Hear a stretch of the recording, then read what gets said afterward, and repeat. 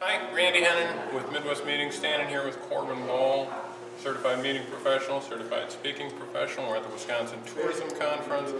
Just want to get some of your thoughts. What are we going to be seeing 10 years from now on the size of meetings, and what direction is the meetings industry going? Well, as I mentioned in my program today, virtual meetings will not replace face-to-face meetings, but they will have a significant impact. I think that the power of face-to-face meetings will remain strong 10 years from now, that the networking, brainstorming, relationship building capabilities of face-to-face are very hard to replicate online. And so the need for information and sharing information with peers are all parts of what are going to be driving face-to-face meetings.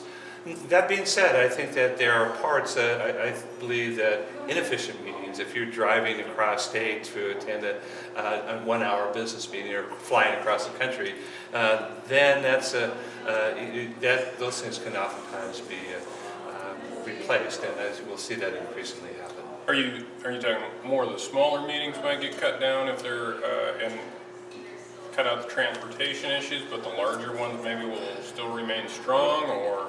I think that if there is value, people will travel to it, and I think that there is value in national and international meetings here. So I don't see them going away. They have been challenged, but I think the greater challenge is just economics. It's not so much the replacement by technology. It's just that it's been harder to get around because people are worried about the bottom line. And so, and I think that you're seeing that the international meetings right now I've been going to lately have been very well attended, and so economic situations are a little different in Australia and other parts of the world, and it's they're going fine. And I think that the biggest driver is economics rather than a technology trend driving down things. One more of the threats that comes maybe towards the meeting industry is in the last 3 years it's been getting beat up pretty hard. The meetings industry is larger than the auto manufacturing industry, but we don't necessarily seem to have a voice, somebody to stand up and say,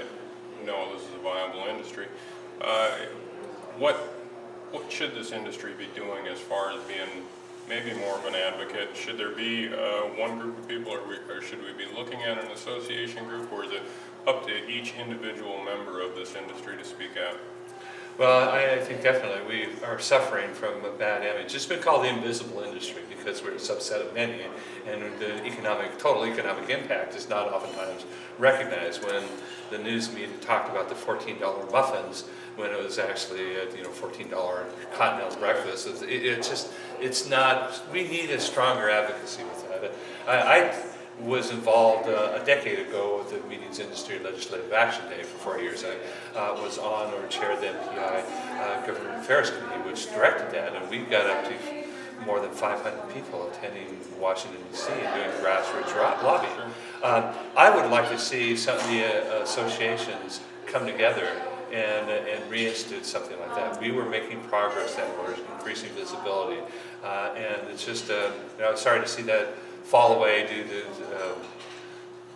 other pressures with that, but as I thought we did it was important, and I think we need to do now. You need to let your legislatures know that you're making your livelihood in this industry. It employs millions of people. It's as you say, it's ahead of plastics, ahead of the auto industry in terms of total economic impact, and we should not be considered a boondoggle.